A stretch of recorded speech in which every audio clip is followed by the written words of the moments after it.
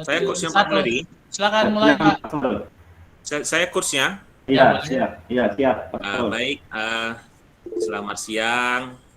Assalamualaikum warahmatullahi wabarakatuh. Waalaikumsalam warahmatullahi Saatnya wabarakatuh. kita bisa berjumpa bersama-sama di sini Pak Mulyadi. Iya, Pak. Ya, sangat bangga.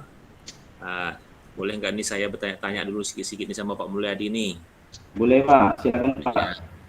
Nah, apa yang mau kita bicarakan pada siang ini kira-kira nih Pak Mulyadi? Ada sebuah perubahan, Pak, di tentang pendidikan saat ini, terutama di daerah wilayah kita. Dan masa pandemi ini kan ada beberapa permasalahan yang muncul. Itu, Pak. Kalau boleh tahu Pak Mulyadi, apa sih kira-kira permasalahan itu yang bisa kita temui itu Pak Mulyadi di masa pandemi ini? Permasalahan itu, Pak, yang pertama minat belajar siswa itu sangat drastis menurun nih, Pak. Yang kedua, para pendidik melakukan pembelajaran secara daring, namun minat dari anak ini untuk belajar daring sangat minim, Pak. Ini sangat krusial saya pikir, Pak. Itulah mungkin ya Pak Mulyadi ya.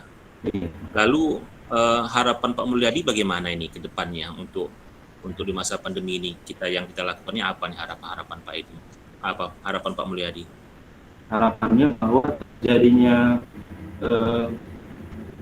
perubahan dari permasalahan tersebut mengalami perubahan arah yang lebih baik.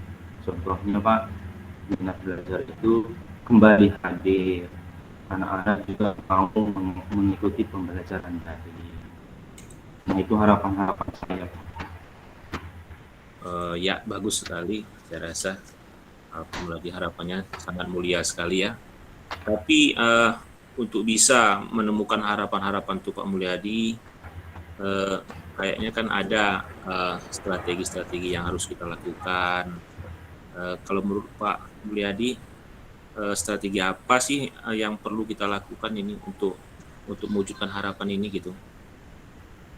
Yang pertama saya, Pak, mengumpulkan tim, ya, terutama guru pendidik untuk membahas kira-kira apa pendapat guru-guru untuk menumbuhkan kembali minat belajar siswa.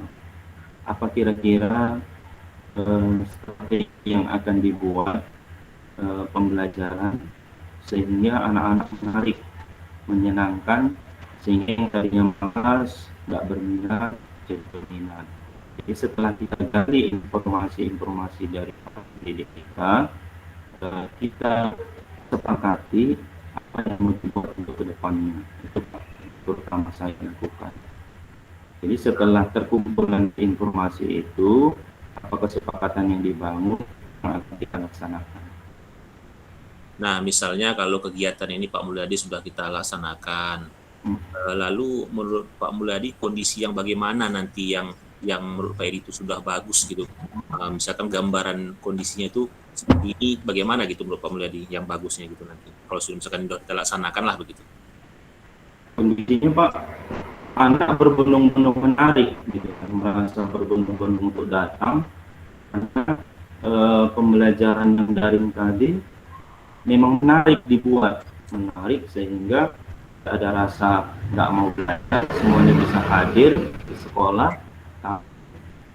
Sederhana gitu, Pak, pembelajarannya sederhana, tidak memaksakan anak yang tidak punya teknologi, tidak memaksakan anak yang tidak punya kemampuan untuk bergabung, tapi sederhana diciptakan namun bisa semua menggunakan. Contohnya nih, Pak, pembelajaran literasi digital ini atau literasi teknologi dan gitu dari media sosial ini. Rata-rata kan anak-anak punya media sosial nih, Pak, dan itu punya akun masing-masing. Kita bisa menciptakan dengan cara yang sederhana menggunakan akun mereka penyebarannya, media sosial mereka. Nah ini kan nggak susah menurut saya, dan semua siswa bisa melakukannya, itu Pak.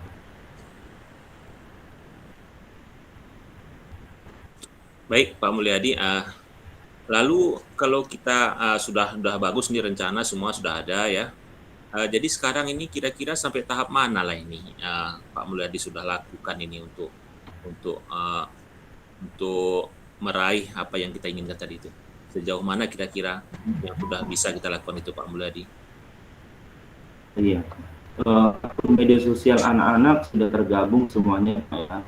Katakanlah bergabung di grup messenger kan gitu kan. Nah, literasi itu tahapan yang harus dibuat adalah bagaimana menciptakan literasi yang menarik sehingga anak-anak memang berminat terhadap literasi yang kita share, yang kita sampaikan, yang kita ajak anak-anak untuk sama-sama literasi, itu Pak. Masih sejauh itu gitu Pak untuk tahapan sekarang ini. Oh iya. Baik, bagus sekali Pak Mulyadi atas gagasan-gagasan Pak Mulyadi tadi. Sepertinya sudah sangat jelas kalau saya dengarkan langkah-langkahnya ke sana, lalu apa yang ingin diraih begitu dari rencana yang kita mau lakukan ini. Ya, kalau bisa Pak Mulyadi bisa nggak kira-kira memperjelaskannya lagi kira-kira secara singkat tujuan Pak Mulyadi itu apa begitu biar kita lebih jelas lagi Pak Mulyadi? Tujuannya membuat literasi teknologi Pak, literasi digital atau literasi teknologi. Nah itu ya. Ya. Ya baiklah. Saya rasa terima kasih Pak Mulyadi sudah bisa menemani saya, sudah bisa kita bergabung di sini. Saya sudah ajak bincang-bincang Pak Mulyadi. Mudah-mudahan ini apa yang harapan kita ini dapat terwujud demi terciptanya pembelajaran yang lebih baik lagi, terutama di masa-masa pandemi ini. Sekian saja saya rasa. Terima kasih. Saya kembalikan kepada Pak Apri. Udah, Pak Apri. Oke Pak, boleh bergantian ataupun karena rekamannya rencana kita buat satu file aja, jadi kan biar nggak bingung. Karena kan nanti link filenya ini kan dikirim ke yang Google Excel. Nah, jadi kalau mau bergantian ataukah Bapak bertanya kepada saya atau saya bertanya kepada Bapak bisa dilanjutkan aja nggak apa-apa. Jadi file satu aja, nggak usah ini saya stop gitu. Jadi sekarang siapa nih yang main, yang berfungsi sebagai coach-nya? Boleh Pak, Pak Mulyadi bertanya kepada saya, boleh. Yes. Tadi kan Pak Mulyadi sudah ditanya. Ya. Sekarang Pak Mulyadi. Nanti saya bertanya pada Pak Sarul. Saya ya. Nah, kan gitu. Ya. Rotasi Kita jadi ya. Ya. Iya, jadi kan gantian. Selamat sore Pak Apri. Silakan Pak Mul. Ya. Assalamualaikum warahmatullahi wabarakatuh. Waalaikumsalam. Iya. Berkesempatan sangat senang sekali saya bisa bertemu dengan Pak Apri ya, untuk meluangkan waktu kita sama-sama untuk sedikit berkomunikasi. Boleh ya Pak? Boleh Pak. Ya. Pak Apri,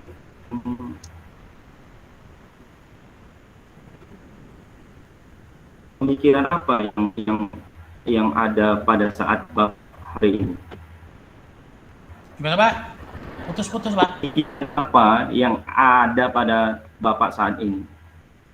Saya hari ini berpikir tentang bagaimana mengembangkan literasi digital, jadi supaya lebih berkembang lagi, tidak terkendala internet, gitu Pak.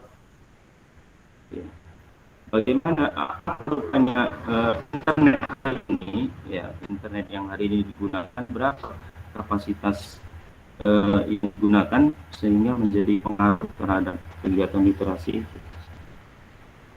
Internet yang digunakan kadang untuk di sekolah mungkin belum terlalu besar, mungkin hanya sampai 10 sampai 20 Mbps. Jadi kalau dibuka bersama-sama oleh semua siswa itu jadi tidak terbuka. Tapi kalau mungkin internetnya ditambah, mungkin bisa belajar bersama-sama gitu.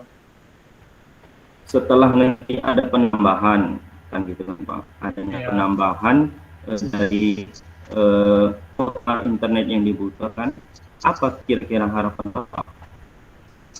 Harapan saya mudah-mudahan dengan penambahan dari kuota internet kepada siswa, jadi itu dengan literasi digital tadi siswa itu jadi lebih tertarik untuk membaca, karena inti dari membaca atau literasi itu bukan hanya sekedar membaca, tapi juga siswa itu juga harus paham substansi materi apa yang dibacanya, dan dengan membaca itu dia bisa mengaplikasikannya. Jadi dia tidak hanya sekedar dengar dari kabar-kabar yang tidak benar gitu. Jadi dia juga bisa menimbang dan memilah dan memilih, seperti itu Pak. Yang baik sekali ya dari Pak Apri. Lalu Pak, apa langkah-langkah Bapak untuk mewujudkan kuota internet itu? Ya, langkah-langkah yang saya lakukan, saya pertama-tama itu saya melihat kendala yang ada di sekolah saya itu, saya berkoordinasi lah dengan pimpinan instansi saya dari sekolah saya, kepala sekolah, bagaimana prosesnya. Jadi dari kepala sekolah itu ada tidak proses penambahan itu, kalau sudah ada penambahan, nanti bagaimana kita menjaga supaya minat siswa tadi dengan sudah semua fasilitas tercukupi, bagaimana minat tadi itu tetap terjaga, tidak kendor gitu Pak. Iya baik, Bapak Apri, fokus Bapak di teknologi digitalnya, literasi digitalnya, atau di kuota internetnya yang mau Bapak fokuskan? Kalau saya, karena mungkin saya hanya sebagai guru, jadi saya fokusnya tidak ke kuota internetnya. Jadi saya bagaimana ke siswa tadi dengan adanya fasilitas tadi dapat memanfaatkannya. Saya hanya ke situ. Kalau ke kuota internet mungkin ke pimpinan, dia yang lebih paham bagaimana tentang pembiayaan internetnya. Kalau saya sebagai guru ya, saya hanya bagaimana mendorong, memotivasi siswa bahwasanya membaca itu tidak hanya kita datang ke perpustakaan. Jadi istilahnya saya ingin mengembangkan slogan seperti ini, perpustakaan itu ada dalam genggaman kita, yaitu bisa dari handphone, minimal handphone lah, karena setiap siswa kan punya handphone, seperti itu Pak. Ya, tujuannya meningkatkan kuota internet untuk pembelajaran literasi ya Pak? Ya. Itu ya Pak? Ya Pak. Iya. Baik Bapak, selanjutnya Bapak yang menjadi prioritas utama itu kuota internet nih Pak. Gitu. Kira-kira apa sih kendala yang bakal dihadapi untuk fasilitas internet itu Pak, pengamanannya kan gitu? Kalau kendala yang dihadapi pasti itu dari kendala teknis Pak. Kendala teknis itu bisa seperti jaringan internet yang tidak stabil, maupun listrik yang mati hidup. Tapi kalau dari kendala sosial, mungkin namanya siswa itu tadi hanya kita dorong untuk membaca, tapi tidak ada diferensiasi teknik literasinya, mungkin siswa tadi akan bosan, akan kendor. Jadi rencana saya ke depannya, dengan adanya kuota yang sudah stabil, bagaimana literasi digital ini kita buatlah dengan visiting library, tapi tetap dengan menciptakan digital library. Dalam artian gini, siswa tetap ke perpus seperti pada umumnya, cuma tidak hanya kita arahkan membaca buku fisik, tapi juga membaca buku digital. Karena mungkin kalau buku fisik kan mungkin butuh proses ya, datang ke sekolah dari penerbit. Kalau buku digital kan mungkin bisa kita unduh di buku sekolah elektronik Kemdikbud, seperti itu Pak. Kalau posisinya setelah Bapak di 20 Mbps kuota internetnya, yang Bapak harapkan kemudian supaya terpenuhinya seluruh siswa dapat melakukan literasi digital tanpa jaringan yang lelet, berapa kira-kira yang dibutuhkan Pak? kuota internet?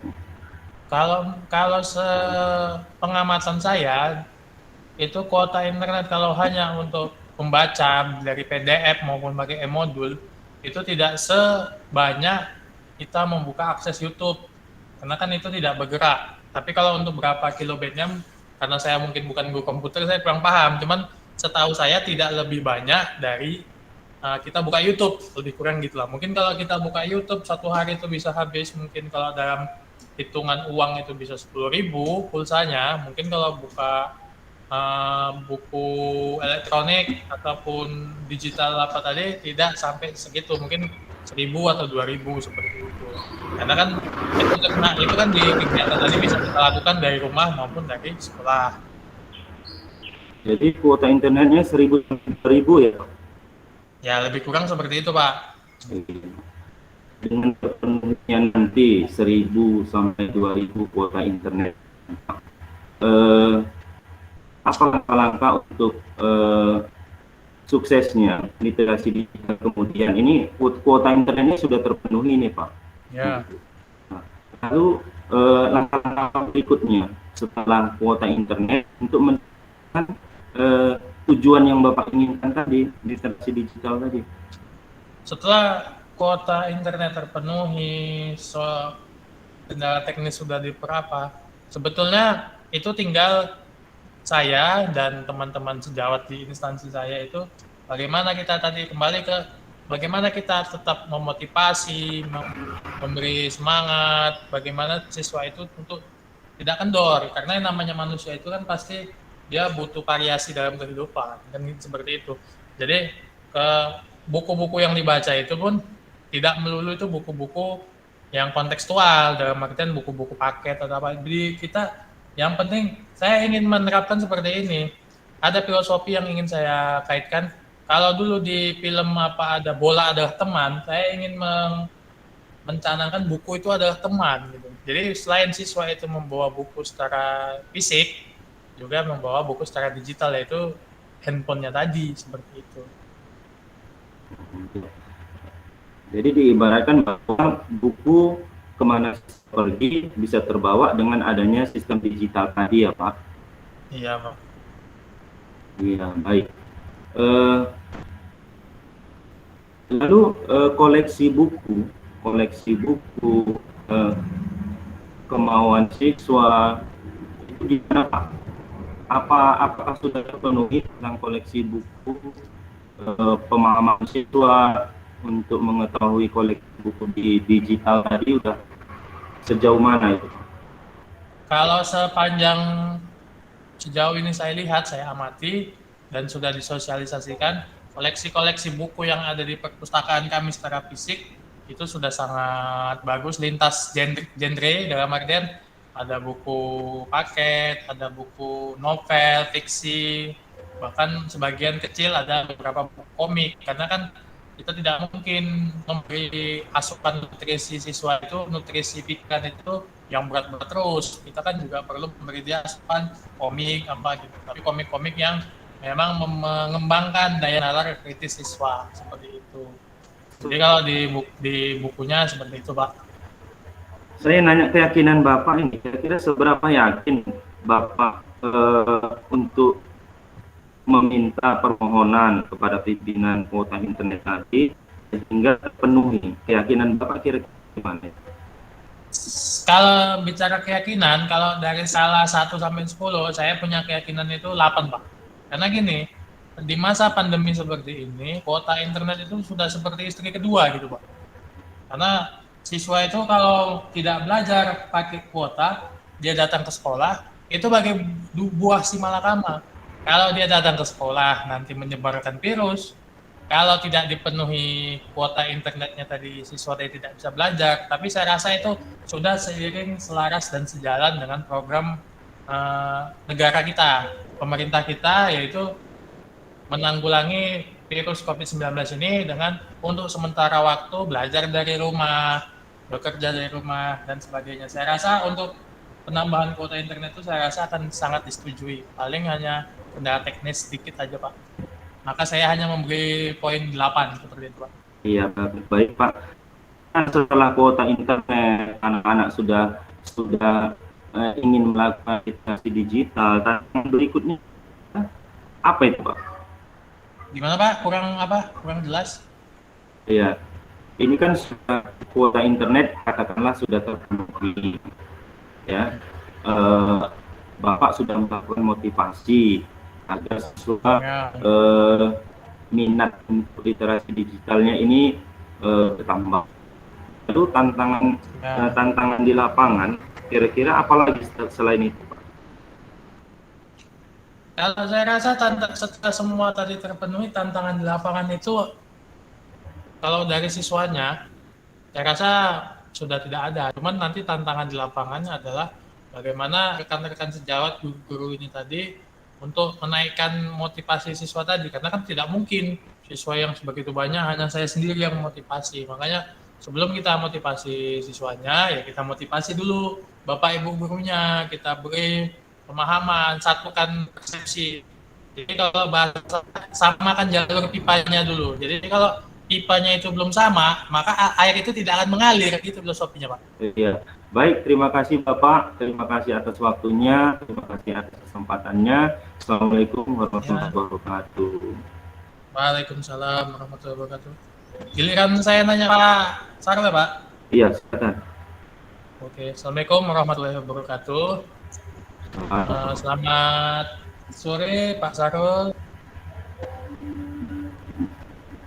Bagaimana apa yang sedang Bapak pikirkan pada sore hari ini?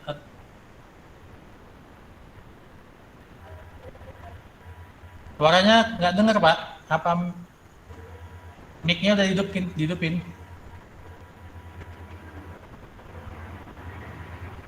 Halo Pak, nggak dengar? Masih belum dengar Pak? Udah? Udah Pak, udah. Ya, oke. Cuk, yang saya rasakan sekarang ini Pak Apri, ini agak melelahkan lah gitu, agak jenuh. Karena di depan komputer ini agak jenuh saya. Itu saya rasa. Bisa didengar Pak Apri? Bapak, iya ya. Bapak jenuhnya itu dalam bidang apa itu Pak? Mengapa latar belakang Bapak itu jenuh itu? Apakah mungkin Bapak sudah makan?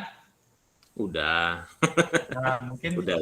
ada hal-hal yang mungkin bisa kita diskusikan mengatasi Bapak jenuhnya itu di mana, mau diapakan? Jenuhnya ini pengennya kita langsung aja tetap muka gitu Pak Apri, karena sistem pembelajaran seperti ini sebenarnya bosan juga kita kadang situ-situ aja duduk, kita nggak bisa bergerak-gerak, jadi badan rasanya tambah lelah begitu Pak Apri. Nah, itu yang saya rasakan ini. Jadi ya, seandainya tiba-tiba ada pengumuman dari pemerintah, tiba-tiba besok kita pembelajaran tatap muka, apa kira-kira hal pertama yang Pak Sarul lakukan? Ya tentunya kalau Untuk ada dengar kabar tatap muka, seperti kan itu ini ya. udah lama banget nih. Iya, betul. Hal pertama kira-kira kan, apa kira-kira hal pertama yang ingin Bapak lakukan? Ya saya akan persiapkan diri terutama fisik, karena kan kita kan harus pergi ke sekolah ya kan, ya berupa alat transportasi, kemudian bahan-bahan pelajaran. Nah, itulah yang mungkin harus kita siapkan saya rasa Pak Apri. Oh ya, jadi gini Pak, apabila pembelajaran tatap muka itu tadi terjadi, kan mungkin tidak akan sama seperti sebelum pandemi berlangsung seperti saat ini. Kira-kira bagaimana Bapak menjalankan protokol kesehatan yang Bapak persiapkan tadi untuk berhadapan dengan siswa secara langsung? Iya, yang saya persiapkan itu terutama karena ini kan belum total kita total bisa terhindar dari pandemi ini, maka ya kita akan menghimbau lah, kita akan minta kepada pimpinan semuanya, seluruh guru yang ada di sekolah itu supaya tetap mematuhi protokoler COVID, seperti menjaga jarak, kemudian pakai masker, dan lain-lain begitu Pak Apri. Oke Pak, jadi kan tadi Bapak berbicara tentang bagaimana menerapkan prokes di kelas. Karena kan di kelas itu kan artisnya kita lah guru sebagai artisnya di depan. Jadi bagaimana Bapak menerapkan prokes terhadap siswa, namanya kan juga siswa Pak.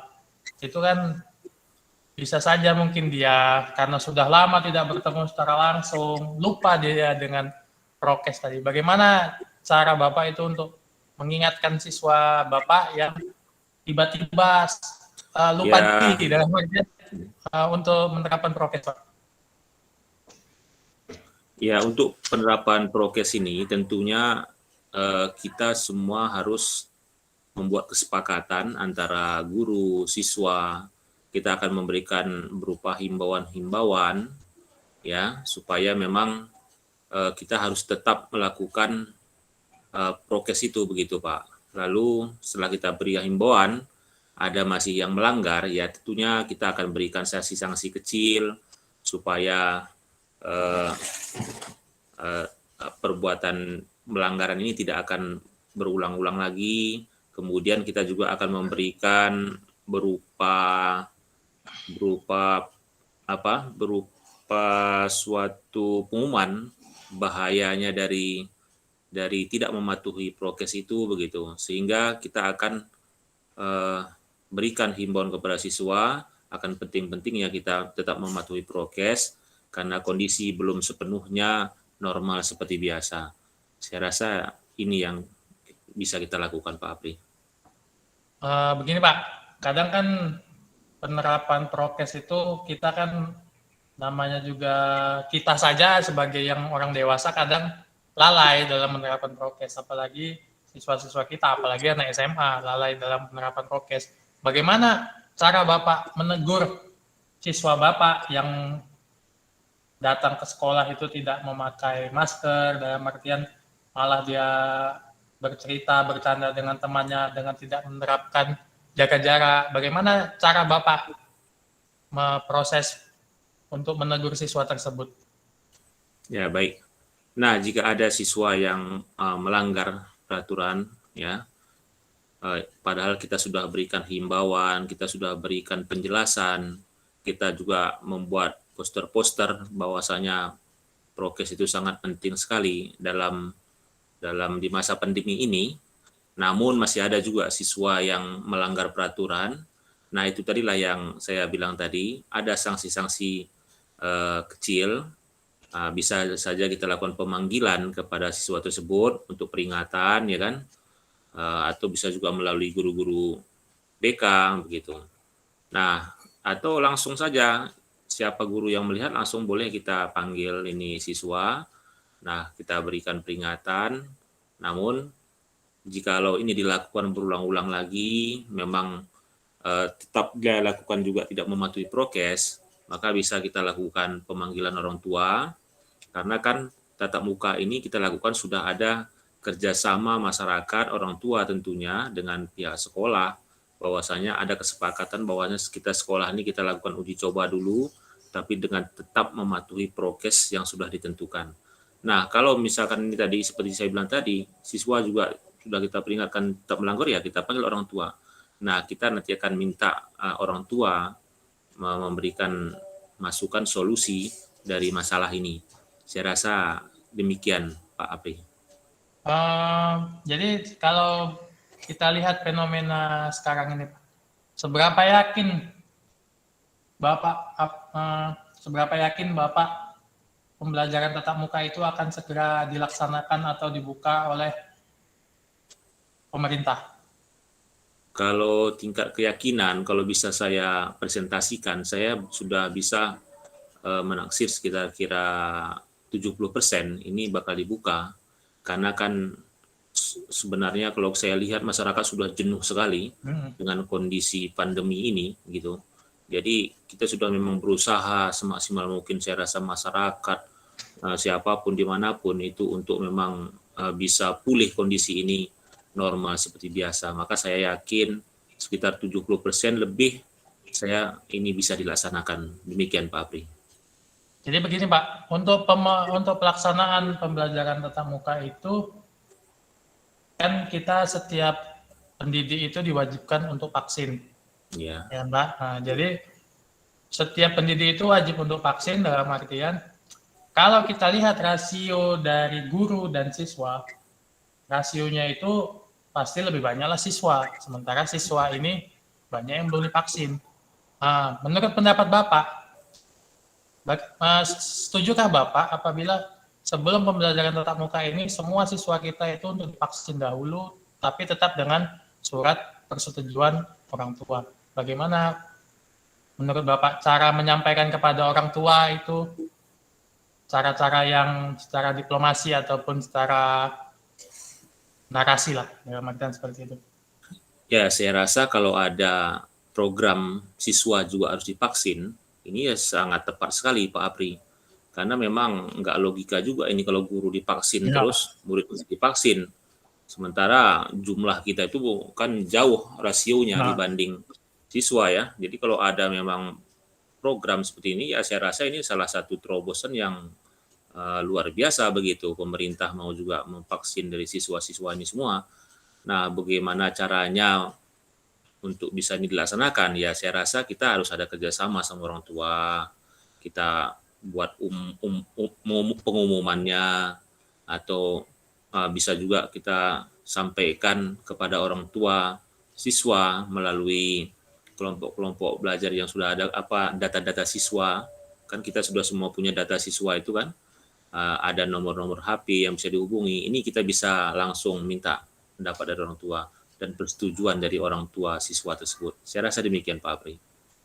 Oke Pak Sarul, demikian. Terima kasih atas sesi pertanyaan kita hari ini. Oke, Ya, rekaman sama-sama Pak Apri.